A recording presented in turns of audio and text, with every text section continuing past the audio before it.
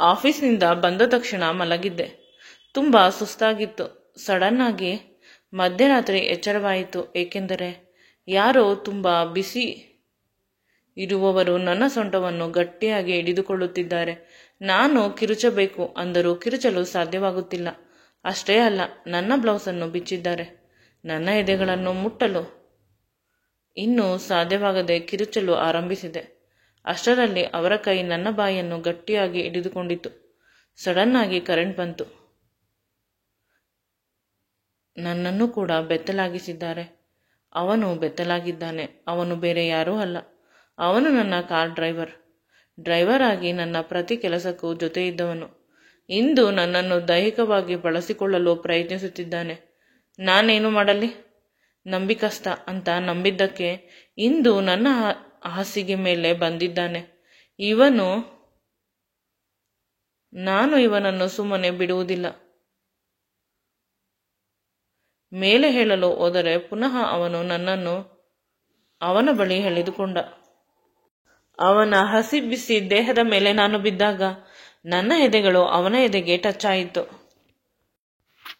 ನನ್ನ ಹೆಸರು ಕಾವ್ಯ. ಅಪ್ಪ ಅಮ್ಮನನ್ನು ನೋಡಿಲ್ಲ. ಬೆಳೆದಿದ್ದು ಚಿಕ್ಕಮ್ಮ ಚಿಕ್ಕಪ್ಪನ ಬಳಿ. ನನ್ನ ಅಪ್ಪ ಅಮ್ಮ ಡೈವರ್ಸ್ ತೆಗೆದುಕೊಂಡು ಅಪ್ಪ ಒಬ್ಬರನ್ನು ಮದುವೆ ಆದರೆ ಅಮ್ಮ ಒಬ್ಬರನ್ನು. ನಾನು ಅನಾಥವಾದೆ ಅಂತ ನೋಡಲು ಸಾಧ್ಯವಾಗದೆ ಚಿಕ್ಕಪ್ಪ ಅವರ ಮನೆಗೆ ಕರೆದುಕೊಂಡು ಹೋದರು. ಮೊದಲು ಎಲ್ಲ ಚೆನ್ನಾಗಿತ್ತು. ತುಂಬ ಸಿಂಪತಿ. ಅಪ್ಪ ಅಮ್ಮ ಇಲ್ಲದ ಮಗು ಅಂತ ಎಲ್ಲರೂ ನನ್ನನ್ನು ತುಂಬ ಚೆನ್ನಾಗಿ ನೋಡಿಕೊಳ್ಳುತ್ತಿದ್ದರು. ಕ್ರಮೇಣ ನನ್ನ ಮೇಲೆ ಪ್ರೀತಿ ಎಲ್ಲರಿಗೂ ಕಡಿಮೆ ಆಯ್ತಾ ಹೋಯಿತು. ಏಕೆಂದರೆ ನಾನು ಎಲ್ಲರಿಗೂ ಭಾರವಾಗಲು ಶುರುವಾದೆ. 7ನೇ ತರಗತಿ ಹುಡುಗಿ. ನನಗೆ ಎಲ್ಲ ಸೂಕ್ಷ್ಮಗಳು ಅರ್ಥವಾಗುತ್ತದೆ. ಚಿಕ್ಕಮ್ಮ ನನಗೆ ತಂಗಳು ಅನ್ನ ಇಡುತ್ತಿದ್ದಳು.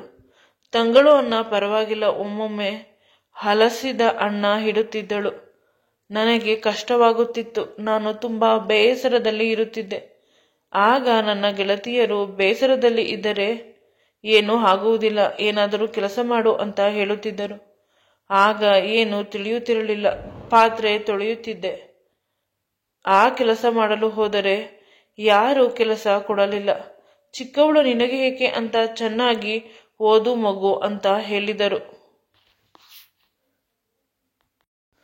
ನಾನು ಬುದ್ಧಿವಂತೆ ಆಗಿದ್ದರಿಂದ ಸ್ಕೂಲ್ನಲ್ಲಿ ಸಿಗುವ ಸ್ಕಾಲರ್ಶಿಪ್ನಿಂದ ಓದಲು ಆರಂಭಿಸಿದೆ.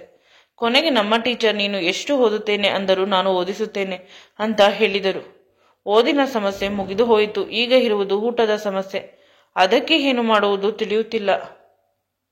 ಅದಕ್ಕೆ ಊಟ ಕೂಡ ವ್ಯವಸ್ಥೆ ಆಯಿತು. ನನ್ನ ಅಮ್ಮನ ಗೆಳತಿ ಪ್ರತಿದಿನ ಮಧ್ಯಾಹ್ನ ಊಟ ಮಾಡಿ ಉಳಿದ ಅನ್ನವನ್ನು ಮನೆಗೆ ತಂದು ತಿನ್ನುತ್ತಿದ್ದೆ. ಚಿಕ್ಕಮ್ಮ ಬೈಯುತ್ತಿದ್ದಳು, ತಂಗಳು ಅನ್ನ ಯಾರು ತಿನ್ನುತ್ತಾರೆ, ನೀನು ಊಟ ಮಾಡಿಲ್ಲವಾದರೆ ಅಂತ. ಆಗ ಚಿಕ್ಕಪ್ಪ, ನಿನಗೂ ಮಕ್ಕಳಿದ್ದಾರೆ, ಇನ್ನೊಬ್ಬರ ಮಕ್ಕಳನ್ನು ಈ ರೀತಿ ಹೊಟ್ಟೆ ಉರಿಸಬಾರದು ಅಂತ ಹೇಳುತ್ತಾರೆ. ಆದರೆ ಚಿಕ್ಕಪ್ಪನ ಮಾತನ್ನು ಕೇಳುವುದಿಲ್ಲ. ಬದಲಿಗೆ ಯಾವಾಗಲೂ ಜಗಳ ಮಾಡುತ್ತಿರುತ್ತಾಳೆ. ಸಾಕಾಗಿ ಹೋಗಿದೆ ಈ ಬದುಕು ಅಂತ ಅನಿಸುತ್ತದೆ. ಅಮ್ಮನ ನಂಬರ್ ಇತ್ತು, ಅದಕ್ಕೆ ಕಾಲ್ ಮಾಡಿದೆ. ಅಮ್ಮ ಫೋನನ್ನು ತೆಗೆದುಕೊಂಡು ಅವಳು ಕೂಡ ಅಳಲು ಶುರು ಮಾಡಿದಳು. ಅವಳಿಗೂ ಕೂಡ ಇಷ್ಟ ನನ್ನನ್ನು ಜೊತೆಯಲ್ಲಿ ಇಟ್ಟುಕೊಳ್ಳಲು. 2 ದಿನ ನನ್ನನ್ನು ಕರೆದುಕೊಂಡು ಹೋದಳು ಅವರ ಮನೆಯಲ್ಲಿ ಇರಿಸಿಕೊಳ್ಳಲು. ನಾನು ಚೆನ್ನಾಗಿ ಅಳುತ್ತಿದ್ದೆ. ಅಮ್ಮ ಸಿಕ್ಕ ಮೇಲೆ ಖುಷಿಯಾಯಿತು. ಆದರೆ ಅಮ್ಮನ ಮನೆಗೆ ಹೋದ ಮೇಲೆ ದುಃಖ ಜಾಸ್ತಿ ಆಯಿತು. ಅಮ್ಮನಿಗೆ 2 ಗಂಡು ಮಕ್ಕಳಿದ್ದಾರೆ. ನನ್ನ ಪುಟ್ಟ ಪುಟ್ಟ ತಮ್ಮಂದಿರು, ಅವರ ಜೊತೆ ಆಟವಾಡುತ್ತಿದ್ದೆ. ಅಮ್ಮನ ಹೊಸ ಗಂಡ ಅಂದರೆ ನನ್ನ 2ನೇ ಅಪ್ಪ ಪರವಾಗಿಲ್ಲ, ನನ್ನನ್ನು ಚೆನ್ನಾಗಿ ನೋಡಿಕೊಳ್ಳುತ್ತಿದ್ದರು. ಎಲ್ಲ ಸೆಟಲ್ ಆದೆ ಅಂತ ಅಂದುಕೊಳ್ಳುವಷ್ಟರಲ್ಲಿ ನನ್ನ ಅಮ್ಮನ 2ನೇ ಗಂಡನ ಮನೆಯಲ್ಲಿ ಸಮಸ್ಯೆ ಆಯಿತು. ಅದರಿಂದ ನನ್ನನ್ನು ದೂರ ಇಡಲು ಪ್ರಯತ್ನಿಸಿದರು. ವಿಧಿಯಿಲ್ಲದೆ ಅಮ್ಮ ನನ್ನನ್ನು ಅವರ ಗೆಳತಿಯ ಹಾಸ್ಟೆಲ್ನಲ್ಲಿ ಸೇರಿಸಿದರು. ಇದೊಂದು ಒಳ್ಳೆಯ ಕೆಲಸ ಅಮ್ಮ ಮಾಡಿದರು. ಗೌರ್ಮೆಂಟ್ ಹಾಸ್ಟೆಲ್ ಆಗಿದ್ದರಿಂದ ಒಂದು ರೀತಿ ಊಟ ಚೆನ್ನಾಗಿ ಇರುತ್ತಿರಲಿಲ್ಲ. ಆದರೆ ಚಿಕ್ಕಮ್ಮ ಕೊಡುತ್ತಿದ್ದ ಹಳಸಿದ ಅನ್ನಕ್ಕಿಂತ ತುಂಬ ರುಚಿಯಾಗಿರುತ್ತಿತ್ತು. ನಾನು ಅದರಲ್ಲೇ ತೃಪ್ತಿ ಕಾಣುತ್ತಾ ಇದ್ದೆ. ನನಗೆ ಜೀವನ ಅಷ್ಟೊಂದು ಕಷ್ಟ ಅಂತ ಅನಿಸುತ್ತಿರಲಿಲ್ಲ. ಏಕೆಂದರೆ ಚಿಕ್ಕ ವಯಸ್ಸಿಗೆ ತುಂಬ ಕಷ್ಟವನ್ನು ನೋಡಿದವಳು ನಾನು. ಆದರೂ ಯಾವಾಗಲೂ ಬದುಕುವ ಒಂದು ಉದ್ದೇಶವಿತ್ತು, ಚೆನ್ನಾಗಿ ಬದುಕಬೇಕು ಅನ್ನುವ ಆಸೆ ಇತ್ತು. ಬದುಕಿ ನನ್ನನ್ನು ಆಡಿಕೊಂಡವರಿಗೆ ನನಗೆ ಅವಮಾನ ಮಾಡಿದವರಿಗೆ ತೋರಿಸಬೇಕು ಅನ್ನುವ ಇಷ್ಟ ಇತ್ತು. ಅದಕ್ಕಾಗಿ ನಾನು ಓದಲು ಶುರು ಮಾಡಿದೆ. ಅಮ್ಮ ಏನೂ ಮಾಡಲು ಸಾಧ್ಯವಿಲ್ಲ, ಅಪ್ಪ ನಮ್ಮನ್ನೆಲ್ಲ ಮರೆತು ಬಿಟ್ಟಿದ್ದಾರೆ, ಆದ್ದರಿಂದ ಆದಷ್ಟು ನಾವು ಅಂತ ಅನ್ನದೇ ಕೇವಲ ನಾನು ಮಾತ್ರ ಅಂದುಕೊಂಡು ನಾನು ಬದುಕಬೇಕು. ನಾನು ಅಂದುಕೊಂಡರೆ ಜವಾಬ್ದಾರಿ ಜಾಸ್ತಿ ಆಗುತ್ತದೆ, ಕಣ್ಣೀರು ಜಾಸ್ತಿ ಆಗುತ್ತದೆ, ದುಃಖ ಜಾಸ್ತಿ ಆಗುತ್ತದೆ ಅಂತ ಜೋರಾಗಿ ರಾತ್ರಿ ಅಳಲು ಶುರು ಮಾಡಿದೆ. ಆದರೆ ಎಷ್ಟು ಅಂತ ಅಳಲಿ, ಕಣ್ಣೀರು ಇರುವವರೆಗೂ ಅಷ್ಟೇ. ಮುಂದೆ ನಾನು ತುಂಬ ಪ್ರಾಕ್ಟಿಕಲ್ ಆದೆ. ಎಲ್ಲ ಕಷ್ಟಗಳನ್ನು ಎಲ್ಲವನ್ನು ಮರೆತು ಬಿಟ್ಟೆ. ಕೇವಲ ನನ್ನ ಬದುಕಿನಲ್ಲಿ ಓದಿಬಿಟ್ಟರೆ ಸಾಕು, ಇನ್ನೇನಿಲ್ಲ. ಚೆನ್ನಾಗಿ ಓದಿದೆ, ಕೆಲಸಕ್ಕೆ ಸೇರಬೇಕು, ಅದೇ ರೀತಿ ಆಯಿತು. ಚೆನ್ನಾಗಿ ಓದಿದೆ, ಎಲ್ಲ ಹಂತದಲ್ಲೂ ಸ್ಕಾಲರ್ಶಿಪ್ ಸಿಕ್ಕಿತ್ತು, ಟಾಪರ್ ಆದೆ. ಓದಬೇಕಾದಾಗಲೇ ನನಗೆ ಕೆಲಸ ಸಿಕ್ಕಿತು, ಕೈ ತುಂಬ ಸಂಬಳ ಬರುತ್ತಿತ್ತು. ಈಗ ಎಲ್ಲರೂ ನನ್ನನ್ನು ಪ್ರೀತಿಯಿಂದ ಮಾತನಾಡಿಸುತ್ತಾರೆ. ಅಪ್ಪ ನನ್ನ ಜೊತೆ ಕಾಂಟ್ಯಾಕ್ಟಲ್ಲಿ ಇಲ್ಲದೆ ಇರುವವರು ಈಗ ನನಗೆ ಪ್ರತಿದಿನ ಫೋನ್ ಮಾಡುತ್ತಾರೆ ದುಡ್ಡು ಕೊಡಲಿ ಅಂತ. ಅಮ್ಮ ಮೊದಲಿನಿಂದಲೂ ಕೂಡ ನನ್ನ ಯೋಗಕ್ಷೇಮ ವಿಚಾರಿಸುತ್ತಾ ಬಂದಿದ್ದಾಳೆ. ಅವಳು ಜೊತೆಯಲ್ಲಿ ಇಟ್ಟುಕೊಂಡಿಲ್ಲವಾದರೂ ನನ್ನನ್ನು ಹಬ್ಬಕ್ಕೂ ನನಗೆ ಬಟ್ಟೆಗಳನ್ನು ತಂದುಕೊಡುತ್ತಿದ್ದಳು, ತಿನ್ನಲು ಚಂದವಾದ ಊಟವನ್ನು ತಂದುಕೊಡುತ್ತಿದ್ದಳು, ಒಂದು ರೀತಿ ಚೆನ್ನಾಗಿ ನೋಡಿಕೊಳ್ಳುತ್ತಿದ್ದಳು. ಅವಳ ಕೈಲಾದಷ್ಟು ಅವಳು ನೋಡಿಕೊಂಡಳು. ಈಗ ನಾನು ಅವಳನ್ನು ನೋಡಿಕೊಳ್ಳಬೇಕು. ತಿಂಗಳಿಗೆ 5,000 ಅವಳಿಗೆ ಕೊಡುತ್ತೇನೆ. ಅಪ್ಪನಿಗೆ ಫೋನ್ ಮಾಡಿದಾಗ ಸ್ವಲ್ಪ ಸ್ವಲ್ಪ ದುಡ್ಡನ್ನು ಹಾಕುತ್ತೇನೆ. ಅಷ್ಟೇ ಅಲ್ಲ, ನನ್ನ ಕೈಲಾಗುವುದು ನನ್ನ ಭವಿಷ್ಯವನ್ನು ನೋಡಬೇಕು. ನಾನು ಯಾರಿಗೂ ಹೊರೆ ಆಗಬಾರದು ಅಂತ ಅಲ್ಪ ಸ್ವಲ್ಪ ದುಡ್ಡು ಮಾತ್ರ ನಾನು ಖರ್ಚು ಮಾಡುವುದು, ಉಳಿದದ್ದನ್ನು ಸೇವಿಂಗ್ಸ್ ಮಾಡುತ್ತೇನೆ. ಆಫೀಸ್ನಲ್ಲಿ ನಾನು ತುಂಬ ಯಾರ ಜೊತೆಯೂ ಮಾತನಾಡುತ್ತಿರಲಿಲ್ಲ. ನಾನು ಒಂಟಿ ಅಂತ ಇರುವುದು ಗೊತ್ತಾದರೆ ನನ್ನನ್ನು ಅಟ್ಯಾಕ್ ಮಾಡುತ್ತಾರೆ ಅಂತ. ಎಲ್ಲರಿಗೂ ನಾನು ನಮ್ಮ ಮನೆ ಜಾಯಿಂಟ್ ಫ್ಯಾಮಿಲಿ ಅಂತ ಹೇಳುತ್ತಿದ್ದೆ. ಯಾರಾದರೂ ಒಬ್ಬರು ಗೆಳೆಯರು ಆದರೆ ಸಾಕು, ಅವರು ಪ್ರತಿ ವಿಷಯವನ್ನು ಇಲ್ಲಿ ಎಲ್ಲರಿಗೂ ಸ್ಪ್ರೆಡ್ ಮಾಡುತ್ತಾರೆ. ಆನಂತರ ನಾನು ಬದುಕುವುದು ಕಷ್ಟ ಅಂತ ತುಂಬ ಗುಪ್ತವಾಗಿ ಬದುಕನ್ನು ಬದುಕುತ್ತಿದ್ದೆ. ಕ್ರಮೇಣ ನನಗೆ ಪ್ರಮೋಷನ್ ಆಗಲು ಶುರುವಾಯಿತು. ನನ್ನ ಸಹಪಾಠಿಗಳಿಗೆ ತುಂಬ ಹೊಟ್ಟೆ ಉರಿ. ಬಂದ ಸ್ವಲ್ಪ ದಿನಕ್ಕೆ ಇವಳಿಗೆ ಇಷ್ಟೊಂದು ಪ್ರಮೋಷನ್ ಬಂದಿದೆ ಅಂತ. ಆದರೆ ನನ್ನ ಕೆಲಸ ಆ ರೀತಿ ಇತ್ತು. ಈಗ ತಿಂಗಳಿಗೆ ಲಕ್ಷಗಟ್ಟಲೆ ಸಂಪಾದನೆ ಬರುತ್ತದೆ. ಆಫೀಸ್ನವರೇ ನನಗೆ ಫ್ಲ್ಯಾಟ್ ಕೊಟ್ಟಿದ್ದಾರೆ. ಅದಕ್ಕೂ ಮೀರಿ ನನ್ನನ್ನು ತುಂಬ ಆದರದಿಂದ ನೋಡಿಕೊಳ್ಳುತ್ತಾರೆ. ಅವರೇ ನನಗಾಗಿ ಒಂದು ಕಾರನ್ನು ಗಿಫ್ಟಾಗಿ ಕೊಟ್ಟಿದ್ದಾರೆ. ಅದಕ್ಕೆ ಡ್ರೈವರನ್ನು ಕೂಡ ಅವರೇ ಇಟ್ಟಿದ್ದಾರೆ. ಡ್ರೈವರ್ ಹೆಸರು ಕಿರಣ್ ಅಂತ. ನೋಡಲು ಆವ್ರೇಜ್, ನೋಡಿದ ತಕ್ಷಣ ರೆಸ್ಪೆಕ್ಟ್ ಕೊಡಬೇಕು, ತುಂಬ ಮಾತನಾಡಬೇಕು, ತುಂಬ ಒಳ್ಳೆಯವನು ಅಂತ ಅನಿಸುತ್ತದೆ. ಅವನ ಸೆಳೆತ ಅಷ್ಟೊಂದು ಇದೆ. ಪ್ರತಿ ಬಾರಿ ಅವನನ್ನು ನೋಡಿದಾಗ ಅವನು ಸ್ಪೆಷಲ್, ಈ ಮನುಷ್ಯ ತುಂಬ ಸ್ಪೆಷಲ್ ಅಂತ ಅನಿಸುತ್ತದೆ. ಅವನು ನನ್ನ ಜೊತೆ ಮಾತನಾಡುವುದು ಎಷ್ಟು ಬೇಕೋ ಅಷ್ಟು ಮಾತನಾಡುತ್ತಾನೆ. ನನ್ನ ಮೂಡ್ ಅವನಿಗೆ ಗೊತ್ತಿರುತ್ತದೆ. ನಾನು ಸಿಟ್ಟಿನಲ್ಲಿದ್ದಾಗ ಸೈಲೆಂಟ್ ಆಗಿರುತ್ತಾನೆ, ನಗುತ್ತಾ ಇದ್ದಾಗ ಅವನು ನಗುತ್ತಾ ಕಾಲೆಳೆಯುತ್ತಾನೆ. ಇಂದು ನನಗೆ ತುಂಬ ಬೇಸರವಾಗುತ್ತಿತ್ತು. ಸಡನ್ ಆಗಿ ಅವನು ದೇವಸ್ಥಾನದ ಬಳಿ ಕಾರನ್ನು ನಿಲ್ಲಿಸಿದ. ಏಕೆ ಅಂತ ಹೇಳಿದ್ದಕ್ಕೆ, ದೇವಸ್ಥಾನದ ಬಳಿ ಸ್ವಲ್ಪ ಹೊತ್ತು ಕುಳಿತುಕೊಂಡರೆ ನೆಮ್ಮದಿ ಸಿಗುತ್ತದೆ ಮೇಡಮ್. ಯಾವಾಗಲೂ ಚಿಂತೆಯಲ್ಲೇ ಇರುತ್ತೀರಾ. ನೀವು ದೊಡ್ಡ ಆಫೀಸರ್, ನಾನು ಡ್ರೈವರ್. ನನಗೆ ನನ್ನ ಕೂದಲಷ್ಟು ಸಮಸ್ಯೆ ಇದೆ, ಆದರೂ ಯಾವಾಗಲೂ ನಗುತ್ತಿರುತ್ತೇನೆ. ನೀವು ನೋಡಿದರೆ ಅಂತ ಜೋರಾಗಿ ನಗಲು ಶುರು ಮಾಡಿದ. ಮೊದಲು ಅವನ ಮೇಲೆ ಕೋಪ ಬಂದರೂ ನಂತರ ಅವನು ಹೇಳಿದ್ದು ಸರಿ ಅಂತ ಅನಿಸಿತು. ಚಿಕ್ಕಂದಿನಿಂದ ಇಲ್ಲಿಯವರೆಗೂ ನನ್ನ ಆತ್ಮಬಲ ಆ ದೇವರೇ ಅಂತ ಏನು ಮಾತನಾಡದೆ ದೇವಸ್ಥಾನದ ಒಳಗೆ ಹೋದೆ. ತುಂಬ ಹೊತ್ತು ಅಲ್ಲಿ ಕುಳಿತಿದ್ದಾಗ ಅಮ್ಮನನ್ನು ನೋಡುತ್ತಾ ನನಗೆ ಸಮಾಧಾನವಾಯಿತು. ಇದ್ದ ಸಮಸ್ಯೆಗಳೆಲ್ಲ ಮಾಯವಾಗಿ ಹೋಯಿತು. ನಾನೇ ಅತಿಯಾಗಿ ಯೋಚನೆ ಮಾಡುತ್ತೇನೆ, ದೇವರು ಸದಾ ನನ್ನ ಜೊತೆ ಇದ್ದೇ ಇರುತ್ತಾನೆ ಅಂತ ಅಂದುಕೊಂಡು ಹೊರಬಂದಾಗ ಅವನು ಅವನ ಕೈ ತುಂಬ ಮಲ್ಲಿಗೆ ಹಿಡಿದುಕೊಂಡು ಕುಳಿತಿದ್ದಾನೆ. ನಾನೇ ಮುಡಿಸುತ್ತೇನೆ ನಿಮಗೆ ಅಂತ ಅಂದ. ನನಗೆ ಭಯವಾಗಿ, ಇಲ್ಲ ನಾನೇ ಮುಡಿದುಕೊಳ್ಳುತ್ತೇನೆ ಕೊಡಿ ಅಂತ ಕೇಳಿದೆ. ಅವನು ಅದನ್ನು ಎಲ್ಲರ ಕಡೆ ತಿರುಗಿ ನೋಡಿ ನನ್ನ ಕಡೆ ಕೊಟ್ಟ. ಏನೋ ಸಮಥಿಂಗ್ ರಾಂಗ್ ಅಂತ ಅಂದಾಗ, ಮೇಡಮ್ ಬನ್ನಿ ಕುಳಿತುಕೊಳ್ಳಿ ಅಂತ ಕಾರಿನಲ್ಲಿ ಕೂರಿಸಿ ಅವನು ಡ್ರೈವಿಂಗ್ನಲ್ಲಿ ಬ್ಯುಸಿಯಾದ. ನಂತರ ನಾನೇ ನಿಧಾನವಾಗಿ ಕೇಳಿದೆ, ನೀವು ಹೂವನ್ನು ಕೊಡಬೇಕಾದಾಗ ಆ ಕಡೆ ಈ ಕಡೆ ಏಕೆ ನೋಡುತ್ತಿದ್ದೀರಾ ಅಂದಾಗ, ಮೇಡಮ್ ಅವರೆಲ್ಲ ನನ್ನನ್ನು ನಿಮ್ಮ ಗಂಡ ಅಂತ ಅಂದುಕೊಂಡಿದ್ದರು. ನಾನು ಡ್ರೈವರ್ ಅಂತ ಹೇಳಿದರೂ ಒಪ್ಪಲಿಲ್ಲ. ಆಗ ಅಲ್ಲಿ ಇದ್ದ ಒಂದು ಹುಡುಗ ಹೇಳಿದ, ನೀನು ಹೂವನ್ನು ನೀನೇ ಮುಡಿಸಿದರೆ ಗಂಡ, ನೀನು ಮುಡಿಸುತ್ತೇನೆ ಅಂತ ಕೇಳಿದರು. ಅವಳು ಮುಡಿಸಿಕೊಳ್ಳಲಿಲ್ಲ. ಅಂದರೆ ನೀನು ಗಂಡನಲ್ಲ ಡ್ರೈವರ್ ಅಂತ. ನೀವು ಹೂವನ್ನು ಮುಡಿಸಿಕೊಳ್ಳಲಿಲ್ಲ ನನ್ನ ಕೈಯಿಂದ. ಆಗ ಅವರಿಗೆಲ್ಲ ಅರ್ಥವಾಯಿತು ನಾನು ಕೆಲಸದವನು ಅಂತ. ಆ ಮಾತನ್ನು ಕೇಳಿದ ತಕ್ಷಣ ಇವಳಿಗೆ ಒಂದು ರೀತಿ ಮುಜುಗರವಾಯಿತು. ಇಂದು ನಾನು ಆಫೀಸ್ಗೆ ಬರುವುದಿಲ್ಲ, ಸ್ವಲ್ಪ ಮನೆಯಲ್ಲಿ ಕೆಲಸವಿದೆ, ನೀವು ಬೇಕಾದರೆ ಆಫೀಸ್ಗೆ ಹೋಗಿ ಅಂತ ಅವಳು ಹೊರಟು ಹೋದಳು. ಬಾಗಿಲನ್ನು ಹಾಕಿ ಗಟ್ಟಿಯಾಗಿ ಹಳೆಯ ಯೋಚನೆಯಲ್ಲಿ ಮುಳುಗಿ ಹೋದಳು. ಚಿಕ್ಕಂದಿನಿಂದ ಅಪ್ಪ ಅಮ್ಮನ್ನು ಹೊಡೆಯುತ್ತಿದ್ದು, ಇವಳು ಬಾಲ್ಯದಲ್ಲಿ ಒಂದು ಹುಡುಗನನ್ನು ಪ್ರೀತಿ ಮಾಡಿದ್ದು, ಅವನು ನಿನಗೆ ಅಪ್ಪ ಅಮ್ಮ ಇಲ್ಲ ಅಂತ ನನ್ನನ್ನು ಬಿಟ್ಟಿದ್ದು ಎಲ್ಲವನ್ನೂ ನೆನೆಸಿಕೊಂಡು ಅವಳು ಶುರುವಾಯಿತು. ಅಳಿವಿಗಿಂತ ಮೊದಲು ಭಯ. ಮುಂದೆ ನನ್ನ ಬದುಕು ಹೇಗೆ? ನನಗೆ ಹೆಚ್ಚು ಕಡಿಮೆ ಆದರೆ ಯಾರು ನೋಡುತ್ತಾರೆ? ಏಕೆಂದರೆ ಅಮ್ಮ ಅವಳ ಮಕ್ಕಳು ಅಲ್ಲಿ ಬದುಕುತ್ತಾಳೆ, ನಾನು ಯಾರ ಜೊತೆ ಬದುಕಲಿ? ನನ್ನ ಬಳಿ ಯಾರು ಬಂದರೂ ಕೇವಲ ದುಡ್ಡಿಗಾಗಿ ಬರುತ್ತಾರೆ ಅಂತ ಜೋರಾಗಿ ಅಳುತ್ತಿದ್ದಾಳೆ. ಇದು ಹೊರಗಿನವರೆಗೂ ಕೇಳಿಸುತ್ತಿದೆ ಶಬ್ದ. ಅಳುತ್ತಾ ಅಳುತ್ತಾ ಸಾಕಾಗಿ ಮಲಗಿದಳು. ಯಾವಾಗ ಮಲಗಿದೆ ಅಂತ ಅವಳಿಗೂ ತಿಳಿದಿಲ್ಲ. ಪುನಃ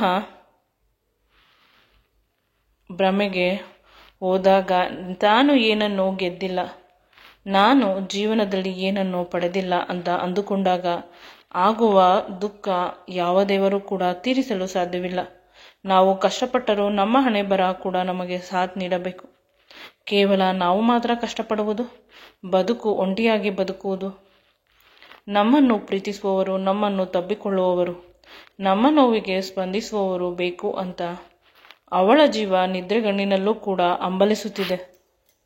ಮಧ್ಯರಾತ್ರಿ ಅವಳಿಗೆ ಏನೋ ಒಂದು ಹೊಸ ಅನುಭವ ಆಗುತ್ತಿದೆ. ಕನಸಿನಲ್ಲಿ ಇದ್ದೇನೆ ಅಂತ ಅನಿಸುತ್ತಿದೆ. ತುಂಬ ಖುಷಿಯಿಂದ ಅನುಭವಿಸುತ್ತಿದ್ದಾಳೆ, ನಗುತ್ತಿದ್ದಾಳೆ. ಸಡನ್ ಆಗಿ ಎಚ್ಚರವಾಯಿತು. ಇದು ಕನಸಲ್ಲ, ವಾಸ್ತವ ಅಂತ ಅನಿಸಲು ಆರಂಭಿಸಿತು. ಯಾರೋ ತನ್ನ ದೇಹವನ್ನು ಮುಟ್ಟುತ್ತಿದ್ದಾರೆ.